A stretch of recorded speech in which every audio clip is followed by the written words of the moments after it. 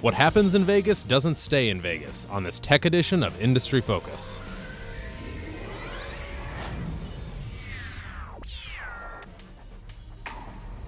Greetings, fools. Sean O'Reilly here at Fool Headquarters in Alexandria, Virginia. It is Friday, January 8th, 2016, and joining me to talk about the Consumer Electronics Show is the man, the myth, the legend, Dylan Lewis. Happy New Year, man. Happy New Year. It is so nice to be back. I mean, we haven't I done forgot the what you show. all look like. I was like, geez. Well, the other Industry Focus shows, I think, still happen for the most part during the holiday season, but because we're on Friday Game with over. tech. Yeah. Because even the Tuesday before Christmas, I did it with Vince. Yeah. The Consumer Goods Show. So, yeah. We got hit with New Year's Day and Christmas Day, I think, for the so holidays. To our loyal listeners, we missed you. We hope you missed us. Yeah, it's nice to be back. I'll say I was a little out of rhythm. I almost deleted all my notes today by accident. How did they get it back? This is actually a tech question. Yes, I'm curious. Sean from Tech, big ups to him for using file recovery and the you innards. deleted I it. deleted them, and he went into the innards of Microsoft Office and found them and recovered them, which was awesome because this was like 20 minutes before the show, and I had done all my prep already. Dude. So thank you, Sean. How did you do that? I hadn't saved the file that I was working on, so my fault. You live and you learn. How did you get through college? Anyway. Yeah, that's why we use Google Docs now because they autosave. Autosave Yes. all the time. All right, so moving on to Yes. CES. For those of you that don't know what CES is, it is the Consumer Electronics Show, and I don't think I'm exaggerating to say it's like, I don't know, Christmas, Kwanzaa, New Year's Day, the 4th of July, and I don't know, various other holidays for the tech industry. Yeah, it's like over 100,000 people every year descend on Las Vegas and just geek out over the newest consumer tech stuff, and it's a pretty awesome time.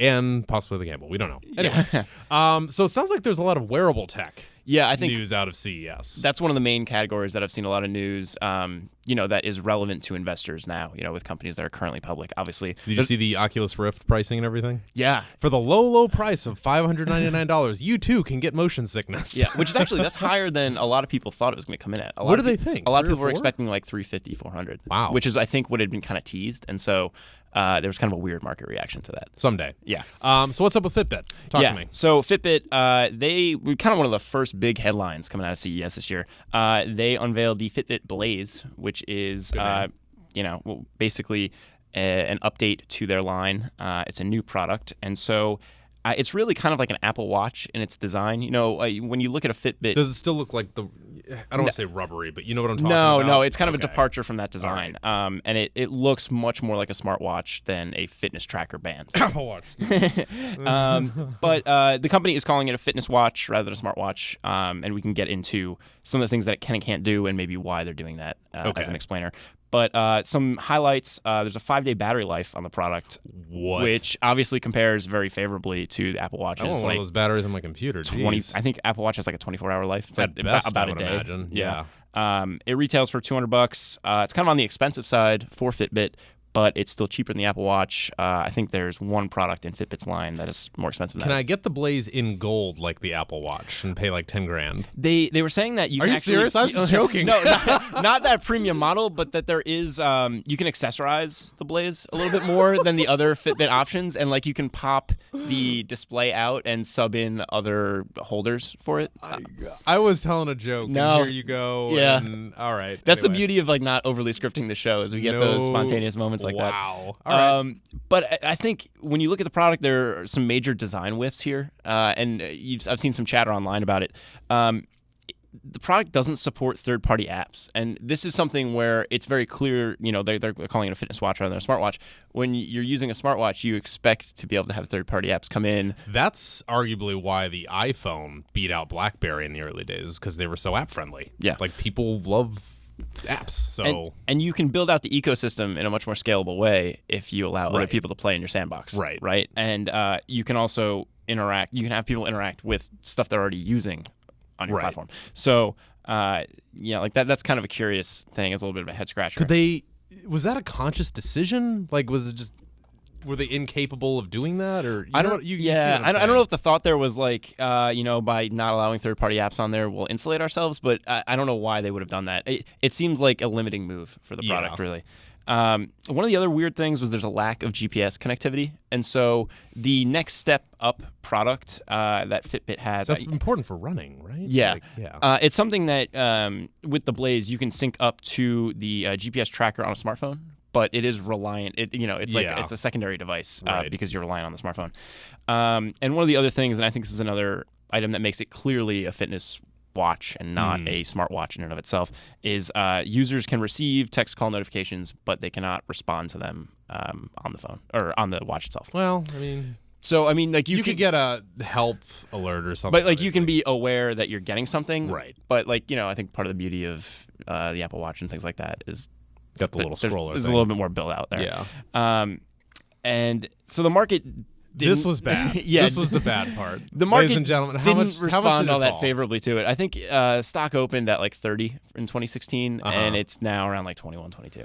Okay. Which is a huge haircut. Granted, I mean, we are in a pretty big like contractionary period. Over the last couple days, with like huge China concerns, but like so there's been a market sell-off anyways.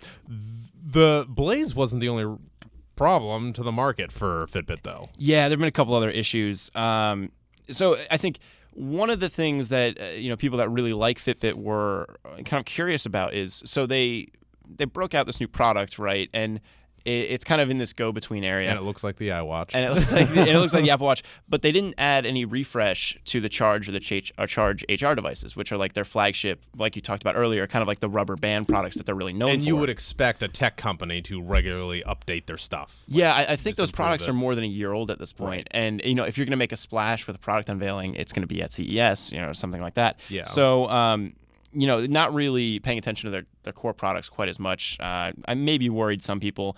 But there was also the news that there's a class action lawsuit against Fitbit coming. And I believe it's, I saw the news coming out of San Francisco. I don't know if that's where the suit will actually take place or if that was the news organization that was breaking it.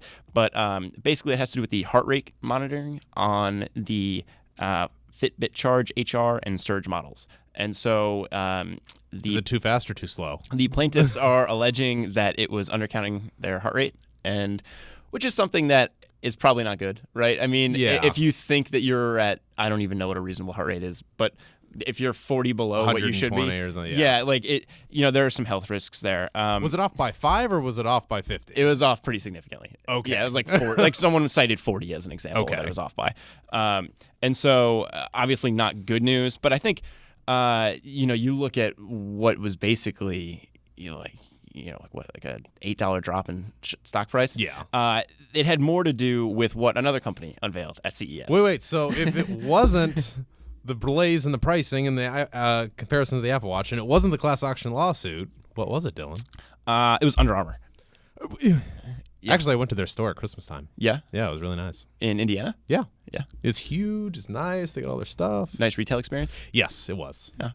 And I was able to breathe, just like their shirts. It was really nice and big and open. Yeah. Well, soon in the Under Armour stores, you will be able to check out some of their connected fitness products. Oh boy! And so they are getting into this market as well. They unveiled the UA Health Box, which is kind of like this like full suite solutions type thing. Yeah. Which retails for $400. They are billing it as the world's first connected fitness system made by athletes for athletes. This feels like a good move for them. Yeah. Have you seen all their shoes? They're like clearly going after Nike with that. But anyway. Yeah. I mean, with all the NBA deals they're signing, like getting Steph Curry. Yeah. I mean, stuff. Yeah, they're chomping at the bit there. So within the health box, there's 3 main products. The UA Band, which is $180, is what it'll retail for outside of the health box packaging. And it basically is a health tracker, automatically tracks steps, distance, resting heart rate, and sleep. Very similar to some of the base level Fitbit offerings. The UA Scale, which is a Bluetooth and Wi-Fi enabled scale that measures weight and body fat percentage. And lastly, UA Heart Rate. They can do that? I'm sorry. UA Heart Rate, which will retail for $80 as a standalone, and is a compact heart rate monitor that features an innovative micro-snap technology designed to provide comfort during workouts. Do you think they're confident about the accuracy of their heart rate monitor? I hope so. Word of warning. So, if you do the math, it is, $360? It's $440 if you were to buy them all individually, $400 to buy the whole suite. The UA Band retailing at $180 is pretty well within the price point that most people are expecting to pay for a fitness tracker. It's on the higher end, but it's not crazy. and I think in terms of functionality, you're going to see a lot of the same stuff with the UA band. One of the things that, like in terms of battery life, I think UA band was like 5 days. I think Fitbit's charge is like 7 to 10 or something like that. That's what they build it as. The thing that I was most blown away with the UA band was the charge time for a full charge, 15 minutes. Wow. Yeah. Really? Yes. And I mean, granted, like this is what they are saying. That's like almost Tesla good. They can do a half a charge in 20 minutes. That's insane. That's for a car. Yeah, for that's crazy. 5 days battery life? That's out. Why don't we have this on outrageous. our phones? Why? I don't know. You see what I'm saying? Yeah, Anyway. I would love to have that on my Yeah, phones. I would yeah. love to not be tethered to my charger. Chris every night. Hill, he's always charging his phone over Chris. Oh yeah. Anyway, very impressive. Yeah, and so you look at Under Armour coming to this market, and I think it's troubling for Fitbit for 2 reasons. So first off, I talked a little bit earlier about the class action lawsuit that Fitbit is facing. There aren't a lot of details out on it yet, but it's obviously not good press for a product that is a fitness tracker, right? This is that competition that we all knew was coming. Yeah. You know what I mean? It's competition we all knew was coming, and Fitbit relies on wrist heart rate monitoring. What Under Armour is doing is having a strap that goes on your chest, closer to your heart. Yeah. And so, I don't know which one is more accurate. If I had to take a guess, I'd say probably chest monitoring. Probably chest, but I don't know. Because it's closer to your heart. But this is something new that's coming out, and it is like directly addressing a problem that is perceived with Fitbit's products. Right. So it's troubling on that front. And then, like you said, I mean, this is a huge competitor just hopping into the space. I mean, we saw the market share contraction that Fitbit experienced when Apple jumped in. So what were you telling me? It went down 32 or 3 I think to... Q3 2014, they had like something like 32% of the wearable space. Q3 2015, I think it was like 22%. Yeah. So while this is a third drop. I mean, this is not fun. So the pie got bigger. Yeah. And they wound up selling more units, but as a percentage of the overall market, they took a hit. And I think something we talked about on that show, I think Vince subbed in actually when we did that IDC update because you were out. But we were basically saying that the wearables data is so lumpy because new people keep coming in, and so these year-over-year comps are kind of weird. But I think you're just going to continue to see Fitbit just get slower and slower and slower. Yeah. Their market share is going to drop, and so it again gets into that. Okay, are there these 2 distinct categories that can survive? Are they able to be in the same market as these smartwatch all-encompassing devices, or are the fitness bands going to go the way of GPS devices where, the smartphone came in and just, totally supplanted? Well, you've got Garmin trying to get on it now. Yeah. Like... but I think the difference with Under Armour as opposed... They're an effective competitor. Like you said, a new competitor. I'm like, they're an effective competitor. Which is exactly what Apple was when they came into the market, right? I mean, you look at some of the other fitness band, companies out there like Jawbone or, like Garmin, something like that. Like those are kind of like specialty devices. They don't really have the brand name that somebody like Under Armour does when it comes to the fitness space.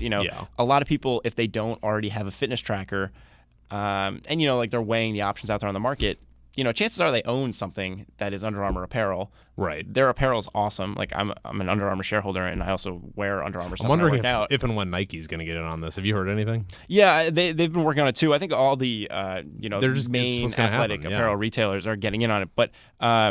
I think Under Armour's been really pushing the envelope in terms of tech integration with their apparel, and it's something that could pay huge dividends down the road. Cool. All right. Well, before we move on, I wanted to point our listeners to a newly redesigned focus.fool.com. There you'll discover a special offer to join the Motley Fool's Stock Advisor newsletter for all industry-focused listeners. All listeners have access to a special discount on Stock Advisor that works out to $129 for a full 2-year subscription. Just go to focus.fool.com to take advantage of that offer. Once again, that is focus.fool.com. So, first half of the show, pretty lengthy discussion of wearables and CES. But that was not the only topic that was getting a lot of headlines this week. If I remember correctly, there was some pretty serious news about Netflix that came out a couple days ago. It was kind of a big deal. Yeah? It was actually really impressive. So I first caught wind of this. We've got 2 of our top-line analysts, Matt Argersinger and... David Kressman. David Kressman, sorry. David's a really good friend. I saw where your eyes were going. Anyway, David, I'm sorry. I love you, man. And I watched their video and everything, and they just had witnessed Netflix founder and CEO Reed Hastings give his keynote speech, and they were like, I was like, wow, they're really excited. You could just tell in their body language. And despite the target being late 2017 to be in just under 200 countries streaming for Netflix, they hit it already. They're in 190 countries. That's pretty close. There are 194 countries on planet Earth. Depending on what. Depending on what you think, whatever, Taiwan and all that. Wow. 190 billions of people now could theoretically get to Netflix. Are there any major markets in that count that are being omitted? China. Of course. Yeah. 1.2 billion people cannot legally get Netflix in the People's Republic of China. Someday. I read them, I'm like, wow, that's a really big market. Anyway, we're actually jumping ahead on the notes here, but it's fine. It doesn't matter. God knows our listeners probably don't care. But there are 3.2 billion internet users in the world. A bunch are in China or whatever. So Netflix's achievable market's probably 2.5 billion if they had a monopoly in streaming, or just got every internet user to pay them $8 a month or $10 a month. So that's kind of a big deal, because do you know how many users they have now? I don't even think I could ballpark it. 60 million. Really? That's it. That's it? Yeah. Wow. I'm one of them. Yeah. Did I tell you that I got, oh my gosh. I got my dad. You're not using your best friend's cousin's roommate's mild acquaintance's password? I was thinking about like what to give my dad for Christmas. And so give him the gift that keeps on giving. Yes. And the beauty of it is it's also a gift that gives to me, because I set up an account for myself. Oh my God. So, because I just set it up for him. And like I put it on a smart TV. So I was like, hey, Dad, like come in here and check this out. Merry Christmas. And then I turned it on and Netflix was there. And then I was like, by the way, I made an account for me too. Oh my God. So there's 60 million in one. I guess. Did you tell him to watch House of Cards, or what'd you do? I gave him some recommendations. Pointers, yeah. Yeah, we'll see. I've been kind of checking in on the John part of the account, and he hasn't really been watching much. There was this one show. It was a show I haven't watched yet. It was like two older women. I think it was a Netflix original. I forget what it was called. Was it The Making of a Murder? You know, no, it was like Gracie and something. What? I don't know. Anyway, but okay. Yeah. So back to Netflix here. The hash, like they created hashtags like hashtag Netflix everywhere. Like it was a thing. Way ahead of schedule. The stock went up a bunch. And basically the moral of the story and what the thrust of the speech was, Netflix wants to be the world's TV channel. I buy it. Yeah. It's I don't know, because I think how much like I use it and my son uses it now. I watch Daniel Tiger, like it's a big deal. So for them to be doing that and become like their own a channel in their own right, I mean that involves a lot of original content. Yes, and that kept on coming too. By the way, House of Cards is coming out in a month and a half. I can't wait. So excited. Anyway, America, I'm just getting started. That's pretty good. Thank you. If you didn't know, that was my Frank Underwood poorly done impression. Anyway, in addition to all this, Reed Hastings announced 2 series, which is, of course, what you were hinting at. The first one was The Crown, and it's going to be a British period drama starring Claire Foy as Princess Elizabeth and Matt Smith from Doctor Who. Wow. I don't know if you're a Doctor Who fan, but... I'm not, but there are plenty of people around the office at HQ that are really into Doctor Who. Yeah, and he's going to be playing Prince Philip. So, yeah. And it's basically, it's like when she becomes queen and all this stuff, and they show her like trying on the crown and everything. I couldn't believe how long the preview was. I watched it. It was like 4 minutes. I was like, wow, really? Anyway, the other one, this actually looks cool too. It's a 70s period drama set place in the Bronx, and it's called The Get Down. It's starring Baz Luhrmann. And he's basically just like a disco kind of a club scene and everything. It looks really cool. This is a big deal because Netflix just keeps diving deeper into owning their own content, and the value for both them and us, the viewer, it's huge. I can't imagine not having House of Cards. I mean, like, what better way to make your platform super sticky than to have because then content gotta go to can Netflix only if you get want there. it. Yeah. And I mean, these things get buzz and it's just game over. And the reality is, like, they've been spectacular. I mean, they have hit time and time again with like Master of None, awesome Netflix original series, House of Cards. I mean, they just seem to keep striking out winners. So you finished Master of None, right? I did. I watched it like in a weekend. Really quick, just like in one sentence, describe it for our listeners. It's it like stars. It's Aziz Ansari, the comedian. The comedian, and it's basically like him in his early 30s, maybe late 20s in New York. Not kind of quite like growing up. Not quite growing up, but he's like I think when a lot of millennial shows tend to get kind of whiny, this does a really good job of exploring things like race relations in the U.S., intergenerational relationships, so like how we treat our elders, gender differences, and kind of the worlds that men and women live in, and how starkly different they are. So it's something that you do not need to be, in your 20s at a coffee shop watching. Enjoy, you can kind of enjoy it at any age. I'm on episode 5. So anyway, okay, cool. And so the big takeaway, I think, with all this Netflix news, you kind of quickly said it, but the market was very happy with everything that came out of CES. It went up 10%. And this is immediately without question. Again, in a week where we had market was crashing, over 1% drops in the major indices. So obviously, great news for Netflix. Investors are very happy. The market's very happy. It seems like more than anything else, this was something that was expected, but that the rollout and the implementation is going to be much faster than they did it 2 years ahead of schedule. I don't know how they pulled it off, so good for them. Yeah. Well, I think that's going to wrap it up for our tech show today. But if you are interested in getting a little bit more of our CES coverage and just kind of expanding the discussion here, The Fool has some more CES content available. We are compiling all of our CES headlines under one headline, the Consumer Electronics Show, in parentheses, CES 2016 Roundup on Fool.com. So if you just search that, you should be able to find it. And if you're looking for real-time coverage, The Fool's David Kretzmann is live tweeting his experience under the handle @David_Kretzmann, and Kretzmann is Kretzmann. He's been really awesome with shots of panels, some teasers on interviews that he's conducting, and just kind of giving some really important quotes from some of the things he's been able to sit in on. I suspect he's probably really using his phone charger while there. Oh yeah, he's probably got one of those like little backups, you know, like the little like bricks that you can plug in. So you can see everything that Fool's doing for CES. I'm sure next week we'll probably do a little wrap up. I know on Wednesday. Well, there's so much news. Cars came out, like it was a big deal, but we only have 20 minutes. So. Yeah, and I know next week on Wednesday's healthcare show, Christine Harges is going to be hosting David Kretzmann, and they're going to talk a little bit about the healthcare tech side of what he saw at CES. So if you listen to all the shows, that's something to look forward to. Awesome. And that is it for us, folks. If you're a loyal listener and have questions or comments, we would love to hear from you. Just email us at industryfocus@fool.com. Again, that's industryfocus@fool.com. And as always, people in this program may have interest in the stocks they talk about, and the Motley Fool may have formal recommendations for or against those stocks, so don't buy or sell anything based solely on what you hear on this program. For Dylan Lewis, I'm Sean O'Reilly. Thanks for listening, and Fool on.